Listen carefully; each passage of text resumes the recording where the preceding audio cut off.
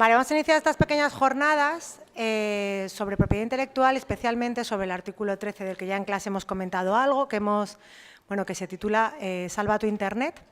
En esta primera mesa van a participar tres ponentes ilustres. En primer lugar va a intervenir Virginia Pérez Alonso, es periodista, licenciada en esta casa, es codirectora de Diario Público, presidenta de la Plataforma en Defensa de la Libertad de Información, que es una coalición creada en España en defensa de las libertades de expresión e información en la sociedad civil. Es experta en gestión de redacciones y en transiciones digitales. Ha trabajado en diversos medios de comunicación como Radio Voz, 20 Minutos, El Mundo, Público, etcétera.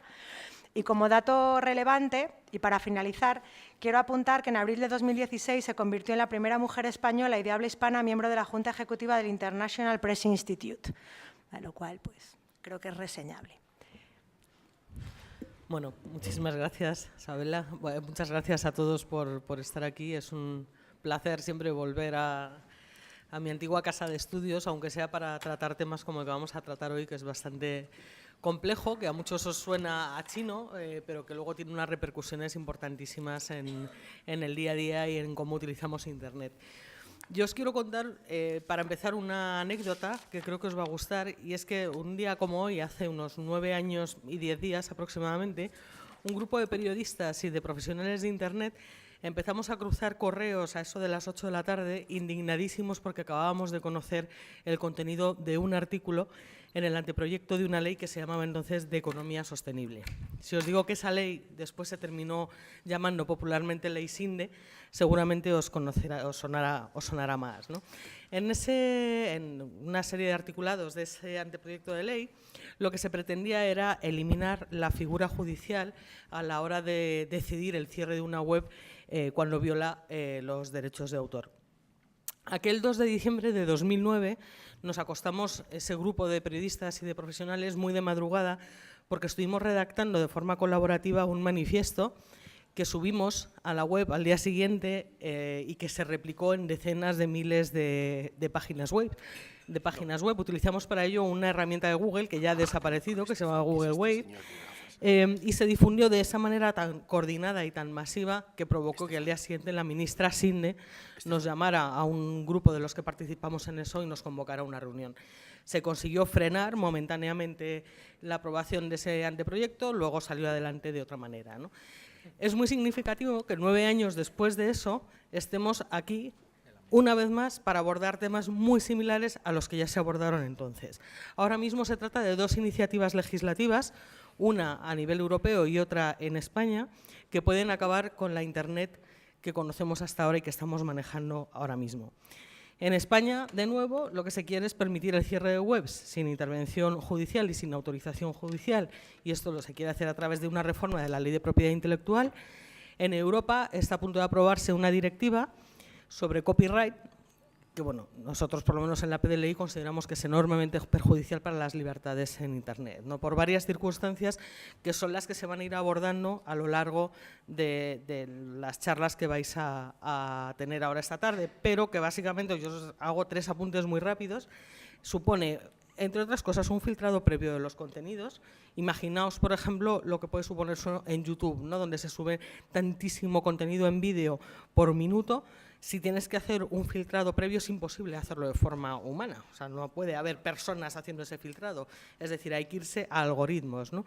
Lo cual supone ya de entrada una censura automatizada, ¿no? Las plataformas tecnológicas con esta directiva se las hace responsables del contenido, es decir, se convierten en un órgano de control de contenidos muchas veces informativos y una vez más vuelven a estar a sustituir, digamos, a esa figura judicial, ¿vale? O sea, porque ellos van a determinar qué contenidos salen y qué contenidos no salen, ¿no? Imaginaos el coste económico que puede tener la implementación de estos sistemas de filtrado, ¿no? O sea, esto ya de entrada es una barrera, va a suponer una barrera a la hora de subir contenido, una barrera para autores, para creadores de contenido y desde luego un enorme riesgo para la pluralidad, ¿no? Y estas dos iniciativas, una vez más, como ya ocurrió con la Ley Sinde, lo que hacen es colocar los derechos de autor por encima de la libertad de expresión. algo que a nuestro juicio, a juicio de la plataforma que yo presido, pues es una aberración, ¿no?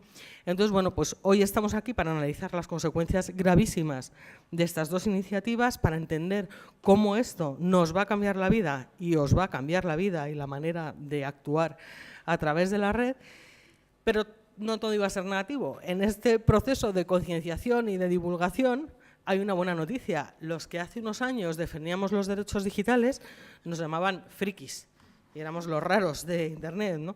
Y hoy ya no solo no somos frikis, sino que vamos sumando aliados como la Universidad Complutense de Madrid, por ejemplo, o el Ilustre Colegio de Abogados de Madrid, a los cuales agradezco, ya aprovecho desde aquí para dar las gracias por la colaboración en la organización de este evento, ¿no?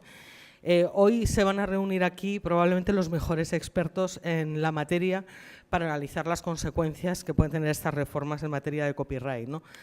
Abogados, vamos a tener a David Bravo, a Carlos Sánchez Almeida, dos de los referentes en esta materia, profesores especializados en Derecho de la Información o Comunicación Política como Loreto Corredoira, Manuel Sánchez de Diego, Luis García Tojar, Sabela Serrano, Beatriz Martínez, profesionales muy relevantes de plataformas tecnológicas que aquí tienen también mucho que decir, como Greg Willard de YouTube, que va a estar también aquí, periodistas a los que va a afectar esta regulación, como Clara Jiménez, cofundadora de Maldita.es, activistas y especialistas en copyright, en propiedad intelectual, como Estefan Grueso, que también es miembro de la PDLI, y desde luego Yolanda Quintana, que es la coordinadora de la PDLI, que sabe mucho de estos temas. Así que espero que os sea útil, espero que entendáis la complejidad y los riesgos que conllevan estas modificaciones que, como vais a ver, de forma reiterada se intentan ir aplicando, y yo doy la palabra a mis compañeros de mesa, que tendrán mucho que decir. Gracias.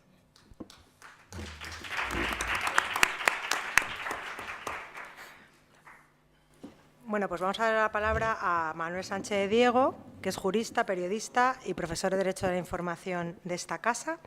Es experto en temas relacionados con las libertades informativas y especialmente con la transparencia y el derecho a saber. Es autor de numerosos artículos, libros y ponencias sobre estas cuestiones y colabora además con diversos medios de comunicación. Es miembro fundador de la Plataforma en Defensa de la Libertad de Información y actualmente preside, junto a Mercedes Asora y Martín, la sección de Comunicación y Derecho en el Colegio de Abogados de Madrid. Muchas gracias, querida Sabela. Bueno, la verdad es que yo vengo aquí a aprender. Estando Carlos Sánchez Almeida, David Bravo, pues yo vengo a escuchar y a aprender. Los profesores necesitamos aprender día a día. Yo lo que os puedo decir, también os puedo contar que yo viví los inicios de Internet. Un Internet con pocas normas, si acaso con una especie de netiqueta que funcionaba. Me acuerdo la primera vez que escribí con mayúsculas y alguien me dijo, ¿por qué estás gritando? Y yo no entendía nada, ¿no? Una Internet en donde era una Internet colaborativa, en donde era Internet que no admitíamos que nos mandaran spam, porque inmediatamente todos respondíamos diciendo que qué era eso de que me mandara. Una Internet que no era comercial, una Internet donde funcionaba el altruismo. Y eso, desgraciadamente, yo creo que se acaba. Internet se ha convertido en una gran plaza pública, en un espacio virtual en donde la gente pues intercambia de todo. Y existe en estos momentos una auténtica batalla por regular Internet, entre aquellos que queríamos un espacio lo más libre posible y aquellos otros que quieren un espacio lo más controlado posible.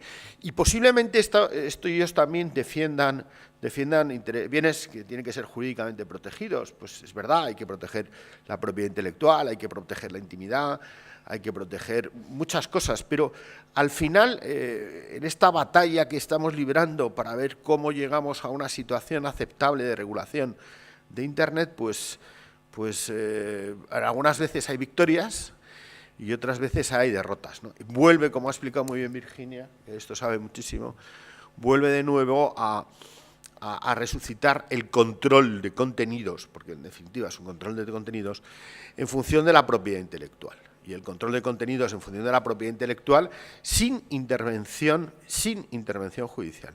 Y les recuerdo a ustedes, y esto lo he explicado clarísimamente en mis clases, que la censura previa está prohibida en el artículo 20, párrafo 2 de nuestra Constitución, y que solamente se autoriza de forma más restrictiva que, por ejemplo, en Latinoamérica, que no la admiten, en varios países de Latinoamérica, y que solamente se admite el secuestro de publicaciones, grabaciones y otros medios de información en virtud de resoluciones judiciales. Párrafo quinto del artículo 20. Esto yo creo que es un poco las líneas del juego. Ya sé que muchos de ustedes me empezarán a decir, oiga, ¿y lo que ha pasado ahora en Mallorca con que un juez se ponga la coraza, se monte al caballo y ataque contra un medio de comunicación y una agencia de noticias, interviniendo 2 ordenadores y unos teléfonos móviles y obligando a entregar las claves? Eso, bueno, eso claramente lo tienen ustedes muy claro. Eso claramente es la ruptura del derecho al secreto profesional en el ejercicio de las libertades informativas. Hay una ruptura clarísima del secreto profesional de los informadores. Bueno, yo también lo explico en clase. El derecho es una cosa y la realidad es otra. Está prohibido saltarse los semáforos en rojo y no les voy a preguntar a ustedes cuántos han saltado un semáforo en rojo. Yo casi, ha sido un amarillete, ¿eh? Pero lo cual quiere decir que una cosa es la realidad, otra cosa es las normas jurídicas. Y evidentemente nuestra campaña, en estos momentos, nuestro caballo de batalla es conseguir un sistema jurídico que sea coherente, un sistema jurídico que proteja esos 2 valores esenciales que son la libertad y la igualdad. Si no se protege la libertad y la igualdad, bueno, pues acabaremos siendo un gran negocio, pero acabaremos siendo menos libres y menos iguales, no sé si me explico. Y bueno, pues en esta batalla yo me he posicionado en un frente, que es el frente de la libertad, porque yo creo que hay que defender una Internet libre, lo cual, vuelvo a repetir, no quiere decir que haya que obviar los derechos de propiedad intelectual, pero tenemos que ver hasta dónde llegan esos derechos de propiedad intelectual. Es una aberración que obras, lo comentábamos hoy a la hora de la comida, que obras del siglo XVIII estén siendo protegidos con la propiedad intelectual, que ya han caducado y están en el dominio público. ¿Por qué? Pues por la sencilla razón de que alguien ha hecho un arreglito, ¿eh? Es una aberración lo que hacen algunos que están en algunas sociedades de gestión de los derechos de autor, que bueno, hacen un arreglito y esa no musiquilla arreglada se introduce como música incidental, y cobran derechos. Bueno, todo eso debería, nuestro legislador, ser sensibles a la realidad y regularla bien. El gran problema es que no se está regulando bien las cosas. Técnicamente tenemos leyes mal redactadas.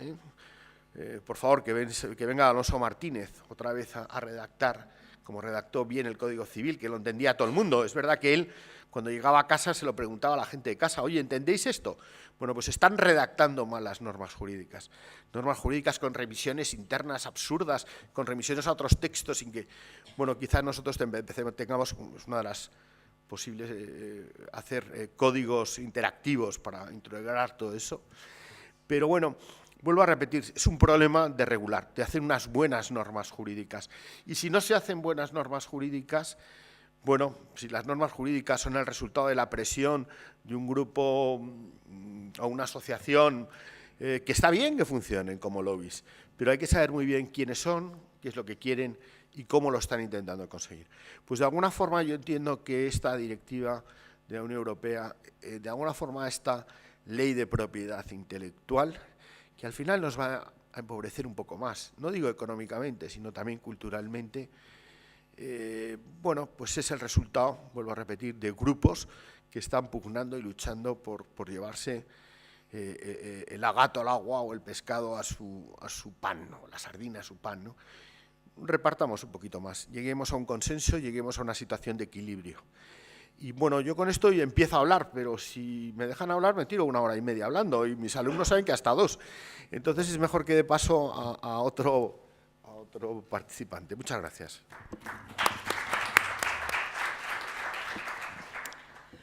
Bueno, pues le damos la palabra a Luis García Tojar, es el sociólogo y periodista, profesor de la Complutense de Sociología y Comunicación Política, experto en Sociología de los Medios y Comunicación Política, ha escrito numerosas obras, ha sido profesor en Salamanca, en la Complutense y también ha trabajado como periodista en medios como ABC o la agencia EFE.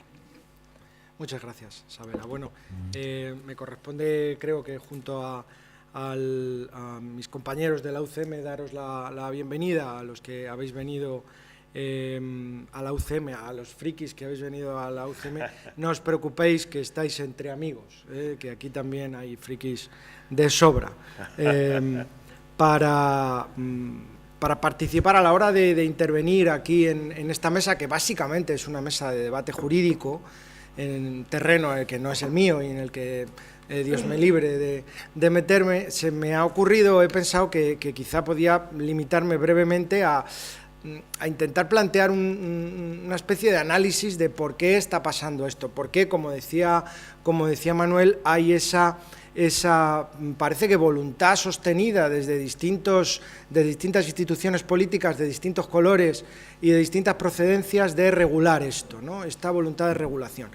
Y en ese sentido, y sin que esto sea una tesis, digamos, que merezca considerarse con demasiada seriedad, sí que creo que se puede plantear un paralelismo histórico más o menos en lo que está pasando ahora con lo que pasaba hace alrededor de un siglo largo, como decía Hobsbawm. Me refiero a lo que aquí en la facultad todavía se enseña como la edad dorada de la prensa de masas. De repente los periódicos dejan de ser un objeto de consumo de élites y se lanzan, digamos, a por el lector de clase trabajadora, etcétera, etcétera, y entonces la esfera pública se amplía de forma acelerada, muy brusca. El relato histórico que se está consolidando de esa época es que aquello trajo consigo problemas políticos, conflictividad social, etcétera, etcétera, etcétera. A mí me parece que ahora con Internet puede estar pasando algo parecido. La esfera pública se ha ampliado. Un montón de gente que no quería o no tenía acceso a los discursos colectivos, pues ahora lo tiene tan fácil como en el teléfono móvil. Y hay ahí toda una serie de miedos de quien ostenta el poder a que esto pueda llevar a un nuevo descontrol de todo tipo. Me parece que no solo hay intereses privados de creadores y gente, bueno, pues que defiende sus derechos de autor, etcétera, en este problema. Creo que también hay intereses públicos que se pueden entender y con los que se puede dialogar. Y a los que quizá hay que convencer de que a lo mejor el problema no es tan grave como ellos pueden creer que es, o que se puede solucionar de formas menos violentas, quizá, ¿no? Esta idea de que los políticos tienen que velar un poco porque en la esfera pública circulen los discursos legítimos o se prohíba la circulación de noticias falsas, etcétera, todos estos debates que hemos venido manteniendo, creo yo que conservan una mirada quizá paternalista sobre la opinión pública, que es la que hemos heredado de este siglo largo al que me refería, ¿no? Y quizá el peligro para mí desde fuera, digamos, del ámbito jurídico, es que por ese miedo a una esfera pública un tanto descontrolada se establezcan unos mecanismos legales que acaben con la propia esfera pública, ¿no? En sociología política y en politología estamos leyendo ahora de forma casi compulsiva un libro de dos politólogos americanos, Ziblatt y... ¿cómo se llama el otro? Johnson, me parece, Cómo mueren las democracias, y donde se plantea la idea de que Levitsky y Ziblatt, perdón, donde se plantea la idea de que las democracias no caen a partir de un golpe de Estado violento, de una agresión exterior, sino que se van debilitando internamente si los mecanismos que dan sentido a ese régimen de gobierno dejan de funcionar o empiezan a funcionar peor. Uno de esos mecanismos es una opinión pública autorregulada o más o menos autorregulada, donde quien comunica sea responsable de las cosas que comunica. Yo creo que en esta idea participaremos, creo, la mayoría de los que estamos aquí hoy, incluidos vosotros, y os invito a reflexionar sobre este asunto. Muchas gracias.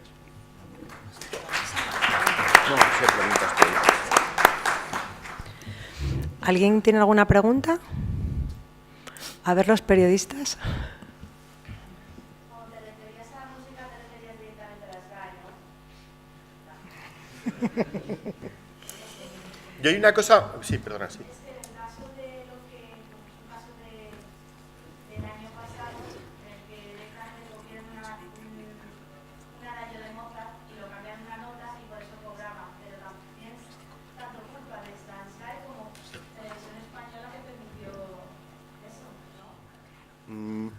no me hables de televisión española porque ayer estuve comiendo con... Bueno, no, eso sería para otra jornada intensiva de 4 o 5 días, pero bueno. Pero hay una cosa que ha dicho, me permites que... ¿Alguna más quieres preguntar? Hay una cosa que ha dicho Luis... Sí, venga, sí.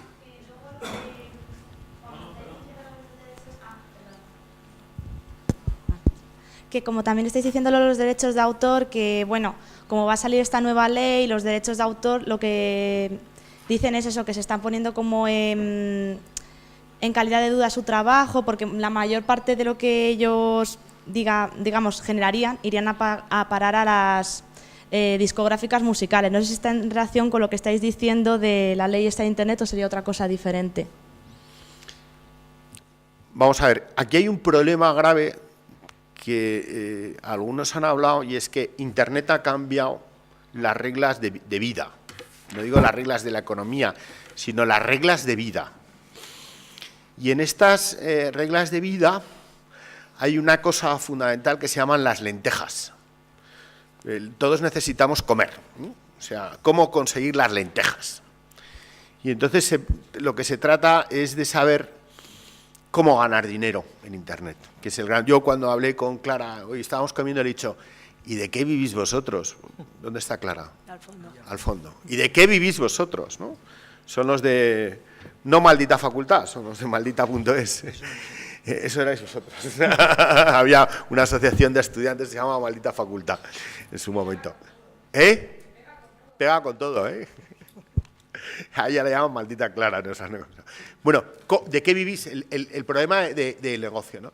¿De qué vive un autor de música o un autor de literatura?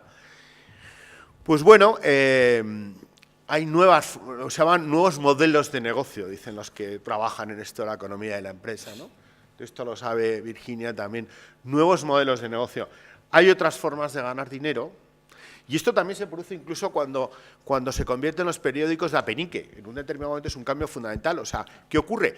Pues que yo ya no gano dinero vendiendo el periódico, sino vendiendo una audiencia a la publicidad. Y con la publicidad es con lo que yo gano dinero. Pues eso es lo que se trata de ajustar en nuestra nueva sociedad de Internet. Y hay gente que lo que hace es decir, bueno, sociedades de gestión, entidades de gestión que van a gestionar... Bueno, pues ahí hay... ¿Qué ocurre? Que yo creo que se han producido abusos ahí, y de hecho la Sociedad General de Autores ha estado intervenida y ha habido... Al final veíamos que el dinero no llegaba a los autores, llegaba a las cúpulas. ¿Eh? Bueno, yo lo que quería decir algo que ha dicho Luis muy interesante y muy importante, y es que las democracias van muriendo a veces poco a poco. Cuando se van corrompiendo determinados elementos, cuando el derecho no se cumple, cuando el derecho es injusto, cuando ahí hay un proceso de corrupción. Y en una democracia hay algo esencial, que lo ha dicho el Tribunal Constitucional Español, lo ha dicho la Corte Suprema de los Estados Unidos, lo han dicho todos los tribunales constitucionales. Para que exista una auténtica democracia tiene que haber una opinión pública libre.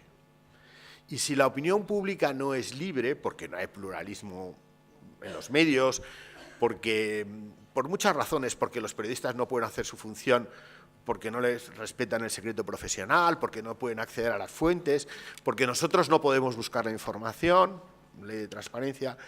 Si eso no existe, es cuando la democracia se está muriendo, ¿no? Por eso me ha gustado mucho lo que has dicho, Luis. Y me callo, porque ya sabéis que soy peligroso. Yo tengo el micrófono, sé que tengo la dictadura. En el 2014, el Partido Popular aprobó la ley de propiedad intelectual con la que impedía que Google utilizase su plataforma de Google Noticias en España. Pero el concepto de la plataforma es muy interesante y está alrededor de todo el mundo. ¿Qué se debería hacer para que en España sí se pueda tener Google Noticias? Ahí Loreto lo sabe muy bien, se va a contestar mejor, pero eso lo va a explicar Loreto muy bien. Pero básicamente debería existir un acuerdo entre Google y, como se ha llegado en Alemania, Google y los editores, por decir así, de las noticias. ¿Voy bien? Pero ella lo explicará mucho mejor. Tu micrófono, te dan el poder. Luis, has dicho antes que, bueno, has relacionado el poder con el miedo, ¿no? Si no me equivoco.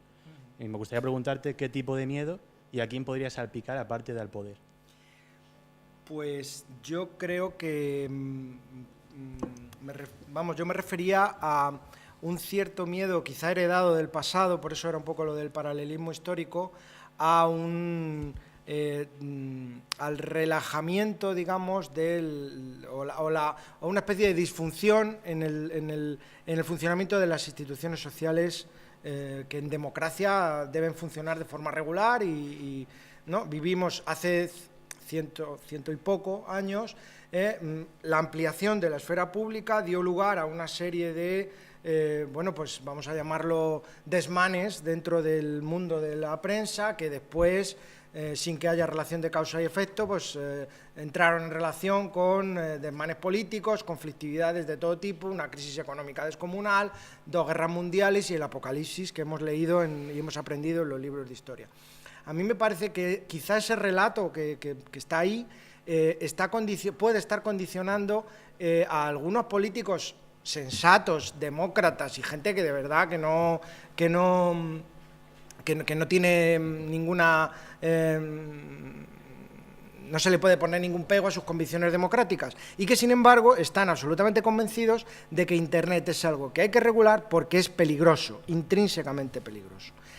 A eso es a lo que me refería, a esos intereses públicos bien fundamentados con los que se puede dialogar, porque obviamente con la Sociedad General de Autores pues es un tema de intereses. Ellos plantean, pues claro, quieren reconocimiento a su trabajo y ahí hay poco que dialogar. Lo que más me interesaba a mí es el papel que están teniendo digamos, la clase política europea en este consenso que está emergiendo con muchísima fuerza de hay que controlar Internet. Y eso me parece a mí que puede tener que ver con una especie de miedo al descontrol político, a la conflictividad social, que por otro lado, un siglo después, tenemos una nueva crisis económica que ha descuajaringado muchas cosas que estaban funcionando, tenemos una serie de amenazas externas al orden liberal, digamos, que ahí están, y bueno, y un horizonte cercano de conflictividad política. A eso me refiero.